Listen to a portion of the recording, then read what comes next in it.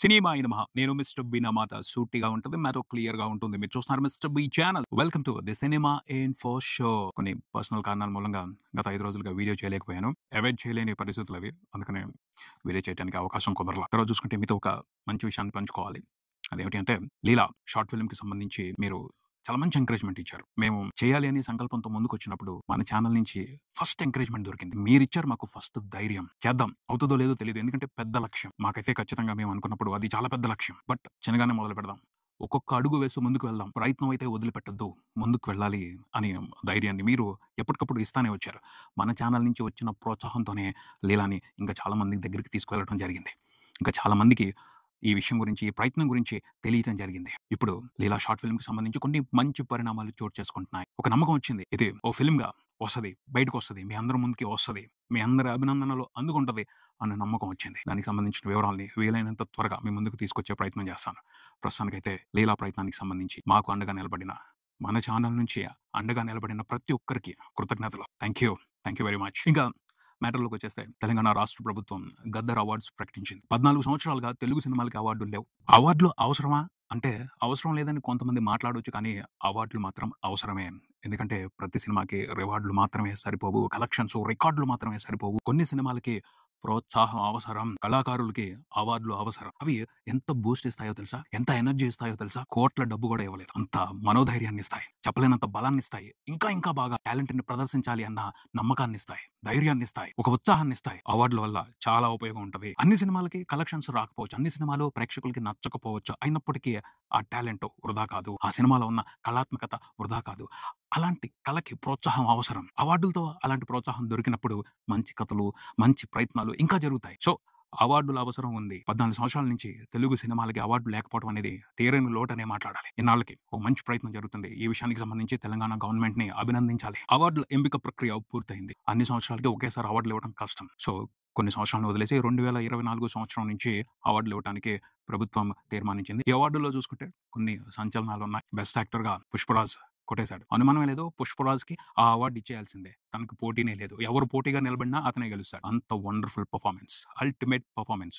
భయంకరంగా నటించాడు ఈ సినిమాలో. సో, 'పుష్ప 2' మూవీకి సంబంధించి అల్లు అర్జున్ ఉత్తమ నటుడుగా గద్దర్ అవార్డ్ అందుకుంటున్నారు. Congratulations icon star. తర్వాత బెస్ట్ యాక్ట్రెస్ నివేతా థామస్ 35 ఆ సినిమాకి ఇవ్వాల్సిందే. ఆ సినిమాలో ఆవిడ వండర్‌ఫుల్‌గా పెర్ఫార్మ్ చేశారు. 35 మూవీ కోసం చాలా పవర్‌ఫుల్ క్యారెక్టర్‌ని, చాలా ఇంట్రెస్టింగ్ క్యారెక్టర్‌ని డిజైన్ చేశారు. ఆ పాత్రకు తగ్గట్టు నివేతా థామస్ చాలా బాగా యాక్ట్ చేశారు. బెస్ట్ ఫీమేల్ యాక్ట్రెస్ కేటగిరీకి సంబంధించి ఇక్కడైతే పెద్దగా పోటీ లేదనే చెప్తాను. చాలా ఈజీగా నివేతా థామస్‌కి ఇచ్చేసుంటారు జ్యూరీ మెంబర్స్. తర్వాత బెస్ట్ సపోర్టింగ్ యాక్టర్‌గా ఎస్.జె. సూర్య అవార్డ్ గెలుచుకున్నారు. సరిపోదా శనివారం సినిమాకి సంబంధించి. ఆ క్యారెక్టర్‌కి చాలా మంచి రెస్పాన్స్ వచ్చింది పబ్లిక్ నుంచి. ఆ పాత్రలో అద్భుతంగా నటించారు ఎస్.జె. సూర్య. రిఫరెన్స్ అయిపోయింది. అలాంటి పాత్రలు మాకు కావాలి. మేము కూడా చేసి ఉండేవాళ్ళం అని కొంతమంది ఆర్టిస్టులు డైరెక్ట్‌గానే, ఓపెన్‌గానే మాట్లాడుతున్నారు. అంత మంచి క్యారెక్టర్‌ది. ఆ క్యారెక్టర్‌లో ఎస్.జె. సూర్య అద్భుతంగా నటించారు. అది కూడా చాలా మంచి ఎంపిక అని మాట్లాడారు. తర్వాత best supporting actress Ambajipeta marriage band సినిమాలో నటించిన శరణ్య గారికి ఇచ్చారు. ఆ పాత్ర కూడా చాలా మంచి పాత్ర. ఆవిడ కూడా చాలా బాగా నటించారు ఆ పాత్రలో. ఇది కూడా మంచి ఎంపికే అని చెప్పాలి. ఇక్కడ కూడా ఒక విషయం చెప్పాలి. ఈ 2 పాత్రలకి పెద్ద పోటీ ఉండి ఉండకపోవచ్చు. ఈజీగానే జ్యూరీ మెంబర్స్ ఆ పాత్రల్ని ఎంపిక చేసేసి ఉండొచ్చు. ఎందుకంటే సపోర్టింగ్ క్యారెక్టర్స్‌ని కూడా ప్రాపర్‌గా ప్రిపేర్ చేయట్లేదు. ఒక సినిమాలో ఒక క్యారెక్టర్‌తో ఒక ఆర్టిస్ట్ పాపులర్ అయ్యాడు అంటే అదే తరహా పాత్రలు ప్రతి సినిమాలోనూ రాసేసి వాళ్ళతో అదే రకమైన యాక్టింగ్ చేయిస్తున్నారు. అలా ఉండకూడదు. అలాంటి పరిస్థితుల్లో మార్పు తీసుకొస్తాయి అవార్డులు. అవార్డుల మూలంగా పోటీ పెరుగుద్ది. పోటీ ఉండాలి. ఆరోగ్యకరమైన పోటీ ఉండాలి ఆర్టిస్టుల మధ్య, టెక్నీషియన్స్ మధ్య, క్రియేటర్స్ మధ్య. ఆ విషయానికి సంబంధించి అయినా సరే అవార్డులు అవసరమే. అలాగే best music director Bheems 'Razakar' సినిమాకి సంబంధించి ఇచ్చారు. ఆ సినిమాలో ఆయన పవర్‌ఫుల్ సాంగ్స్ ఇచ్చారు.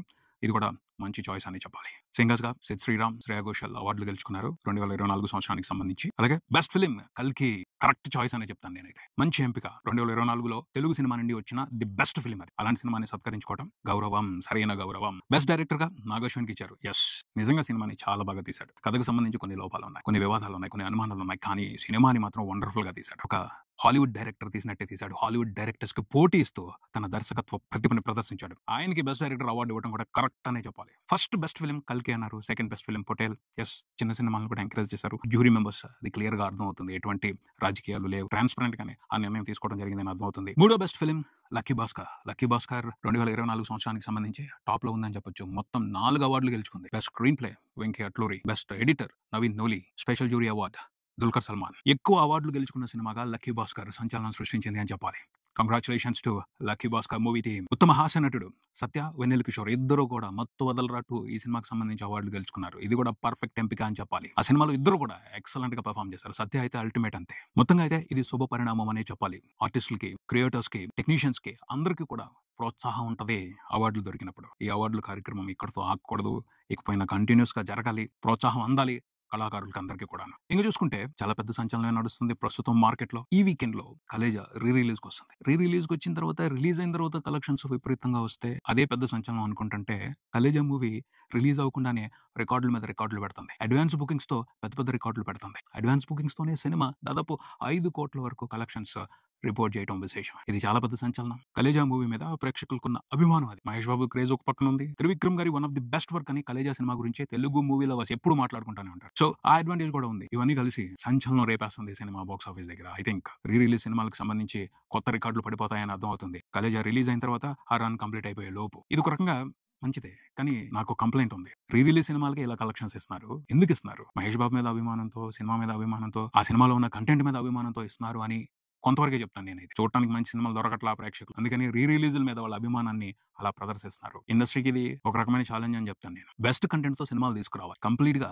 ఇయర్ సమ్మర్ సీజన్ ని చాలా వరకు వేస్ట్ చేసేసారు. 1-2 సినిమాలు మాత్రమే సమ్మర్ సీజన్ అడ్వాంటేజ్ ని ఉపయోగించుకున్నాయి. ప్రేక్షకులు సెలవుల్లో ఉంటారు, ఎంటర్టైన్మెంట్ కోరుకుంటారు. వాళ్ళ ఎంటర్టైన్మెంట్ దాహాన్ని తీర్చే వండర్ఫుల్ కంటెంట్ ఉన్న సినిమాలు అయితే ఈ సంవత్సరం రాలా. వాళ్ళైతే సినిమాలు చూడాలి అనుకుంటారు. దాన్ని ఇలా రీ రిలీజ్ కి వస్తున్న సినిమాలని చూస్తూ నెరవేర్చుకుంటున్నారు, తీర్చుకుంటున్నారు అని చెప్పాలి. ప్రాపర్ ప్లానింగ్ లేకపోవడం, సీజన్ గురించి సరైన అవగాహన తీసుకోకపోవడం, ఐపీఎల్ కి భయపడటం, ఇలా చాలా కారణాలు కనబడుతున్నాయి ఈ సీజన్ లో మంచిగా సినిమాలు రాకపోవడానికి. ఇదైతే ఆరోగ్యకరమైన పరిస్థితి కాదు. ఇలాంటి పరిస్థితి ఇకపైన ఉండకూడదు. వచ్చే సంవత్సరం అసలు కనిపించకూడదు. మంచి కంటెంట్ తో కంటిన్యూస్ గా సినిమాలు వస్తా ఉంటే ఈ ప్రాబ్లమే రాదు. థియేటర్స్ కి అసలు ఇబ్బందే ఉండదు. సమస్య ఎక్కడుందో ఫైండ్ అవుట్ చేయకుండా పైపోయిన ఇష్యూస్ కోసం అనవసరమైన యాగి చేసుకుంటున్నారు. క్వాలిటీ కంటెంట్ అనేది మెయిన్ ఆప్షన్ అవ్వాలి. దాని గురించి పట్టించుకోకుండా కొసర విషయాల గురించి ఎక్కువగా గొడవ పడుతున్నారేమో అనిపిస్తుంది. ఈ విషయాన్ని ఎక్కువ మంది మెన్షన్ చేయట్లేదు. వీళ్ళ తప్పంటే వీళ్ళ తప్పు, వాళ్ళ తప్పంటే వాళ్ళ తప్పు అని ఒకళ్ళ మీద ఒకళ్ళు నిందలేసుకుని, ఒకళ్ళ మీద ఒకళ్ళు చాడీలు చెప్పుకుంటా నానా గందరగోళ పడుతున్నారు. ఈ పరిస్థితులు మార్పు ఖచ్చితంగా వస్తుంది. పవన్ కళ్యాణ్ గారు చాలా సజెషన్స్ చేశారు. Content creation, quality content creation ఎప్పుడైతే ఒక అలవాటు అయిపోద్దో తెలుగు ఫిల్మ్ ఇండస్ట్రీకి,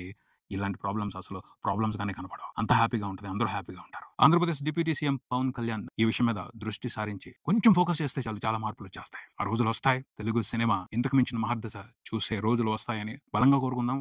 వస్తాయి కూడా. ఎందుకంటే పవన్ కళ్యాణ్ లాంటి లీడర్ తలుచుకుంటే జరగని పని అంటూ ఉండదు. అందులో ఆయన సినిమా మనిషి. సినిమా కోసం మంచి జరుగుతుంది అంటే ఖచ్చితంగా మంచి చేస్తారు. ఆ మంచి రోజులు వస్తాయి. వాటి కోసం వెయిట్ చేద్దాం. ఇదే ఇక్కడికి మరో వీడియోతో మళ్ళీ కలుద్దాం. ఈ వీడియో మీకు నచ్చితే లైక్ చేయండి, మీ ఫ్రెండ్స్ తో షేర్ చేసుకోండి, మీ అభిప్రాయాన్ని కామెంట్ చేయండి. ఈ ఛానల్ ని సబ్స్క్రైబ్ చేయండి. నేను mister B. Keep watching mister B channel. Thank you.